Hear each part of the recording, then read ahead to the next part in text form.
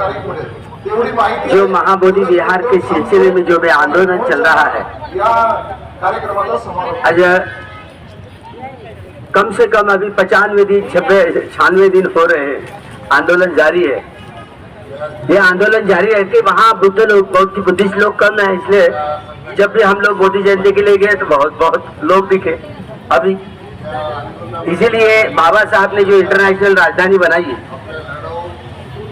ये नागपुर, तो ये इसका जवाब नागपुर से ही मिलेगा। तो नागपुर ही नहीं, केवल महाराष्ट्र के जितने सारे जिले हैं ना, तो जिलों में,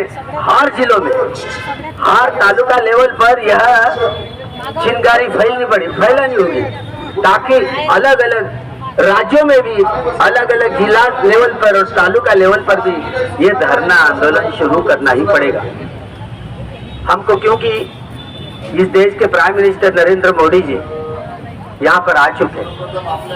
दीक्षा भूमि पर बाबा साहब को वंदना की, भगवान बुद्ध को वंदना, सुरेश ससाई बंते जी को वंदना की, नमन किया, और वो अभी तारीख आ गई थी, आर्गुमेंट हुआ, और 29 जुलाई को मान लो जब कहीं की आखिरी का फैसला होने वाला है, ऐसे लोगों को लग रहा है। मुझे रंच मात्र भरोसा नहीं है।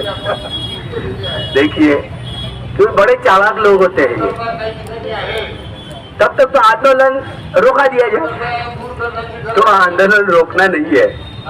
धरना आंदोलन जब तक के बोध गया हाथ में नहीं आएगी, तब तक को यह धरना निरंतर शुरू ही रखना होगा, ताकि लोगों को समझ में इतने सारा कितना बवाल हुआ, हर जिला लेवल पर, हर तालुका लेवल पर कितना बड़ा संविधान के दायरे में रह करके कितना आंदोलन, हर देश में, यहाँ ऑस्ट्रेलिया में भी हुआ निदर्शन, अमेरिका में हुआ, लंदन में हुआ, तो देश विदेश में यह इतना सारा आंदोलन फैला। लेकिन सरकार इतनी निकम्मी है, क्या करे।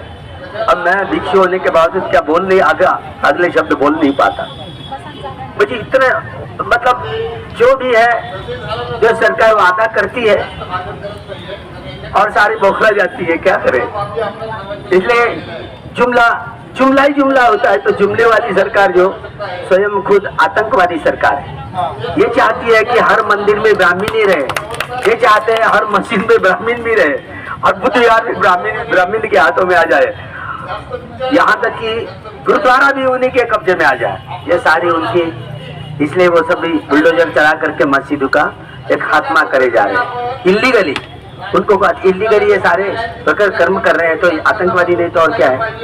तो आतंकवादी हरकतें करने वाली आतंकवादी सरकार, अभी मान लो पहलवान इन्होंने गढ़वाया, समझे, इन्होंने, और जानबूझकर इन्होंने आक्रमण किया, और उधर डोनाल्ड का आवाज आया, रुक जाओ, तो रुक गए। तो भाई ये बात समझ में आ रही है लोगों के भी, लेकिन चुनाव तो लड़ा जा रहा है ना बिहार का, तो उसमें ईवीएम का नाम गोलमाल हो गया ना। ईवीएम पर ही अभी जो 75 लाख जो वोट महाराष्ट्र में पड़े थे ना, बिहार में ऐसी हालत होगी, और वे ही चुन करके आएंगे।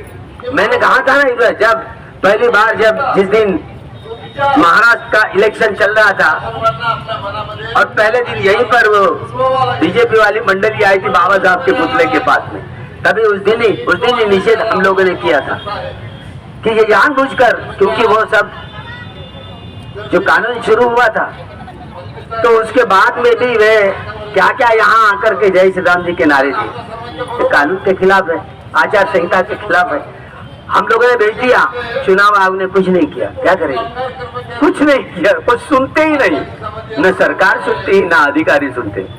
तो हम लोगों ने क्या करना चाहिए मेरा सांग बोलो, क्योंकि हमारे पास कोई चारा नहीं बचा है, क्योंकि वो संविधान को केवल नष्ट करना चाहते हैं। तो इसलिए संविधान बलवत्त रहने के लिए लड़ाई आगे आकर के कोई करेगा, मुझे भरोसा नहीं। बाबा साहब के अनुयायी अग्रसर रहेंगे, बाकी ओबीसी लोगों के कंधों पर बंदूक रखते हुए रामवादी राज कर रहे हैं, है ना। अभी ओबीसी अंधकार में पड़े हुए, अभी बड़ी गहरी नींद में सोए हुए। अब मान लो लालू को अगर होश होता, वो अगर अभी चिल्लाए ना, हम बुद्धिस्ट यादव लोग, अभी खलबली मच जाएगी। तो इधर मोहन भागवत जी का पेट डूबने लगेगा, है ना, खलबली मच जाएगी। लेकिन ऐसा होता नहीं। आज अखिलेश यादव ने घोषित किया हम यादव प्राचीन जमाने के, हम बुद्धिस्ट थे, ऐसे भी एक शब्द बोला ना तो इसको पहले इसका झटका आ जाएगा मोहन भागवत जी को। क्या करेंगे? होना है, क्योंकि शब्द इतनी तेज धार तलवार है। इसलिए बुद्ध धम्म यह क्रांति है जो मनुष्य के स्वभाव को जड़ से बदलती है, जो नियमित रूप से वीतरागी, वीतद्वेषी, वीत मोही होकर के कर्म करने वाला इंसान बन सकता है। एक मनुष्य मनुष्यता का व्यवहार करना सीख जाता है। केवल बोधि ज्ञान ही मनुष्य को मनुष्य करके सुदृढ़ बनाता है, और कोई ज्ञान नहीं दुनिया में। यह बात समझने के लिए बाबा साहब को 35 साल लगे। 35 साल लगे कि भगवान बुद्ध के सत्कर्म से ही लोगों का कल्याण होगा, पूरे विश्व के लोगों का कल्याण होगा, और दूसरा कोई चारा नहीं। इस नतीजे पे पहुंच गए, और यही सबसे बड़ी भूमिका निभाने के लिए हम पर और तुम पर बाबा साहब ने सबसे बड़ा काम सारा विश्व बुद्धिस्ट करेंगे, सबसे बड़ा काम। और ये सक्षमता आने के लिए बहुत मेहनत करनी पड़ेगी, बहुत कठोर मेहनत करनी पड़ेगी, त्याग करना ही पड़ेगा। तो इस त्याग के लिए अब ये आंदोलन चल ही रहा है, तो ये आंदोलन को रुकने मत देना। सभी जितनी सारी राजनैतिक, सामाजिक, सांस्कृतिक संगठनाएं, सभी संगठनों में हाथ मिला करके, कंधे से कंधा मिला करके इस आंदोलन को एकदम लीड करे। इतना ही नहीं, सरकार को बदलने के लिए अभी ईवीएम का मुद्दा ही गायब हो गया। वो तो जड़ है। जिस मूलभूत अधिकारों का जो हनन हो रहा है, कहीं पर भी बटन दबाई तो चली कमलाबाई पर, तो ये होना नहीं चाहिए। जानबूझकर 6 बजे के बाद में कितना घोटाला किया कि 75 लाख, सीधी सरल बात नहीं है। अब उनको कौन सजा देगा? अभी इल्लीगली राज कर रहे हैं लोग। तो भला आदमी जो होता है वो इस आंदोलन को समझ पाता है।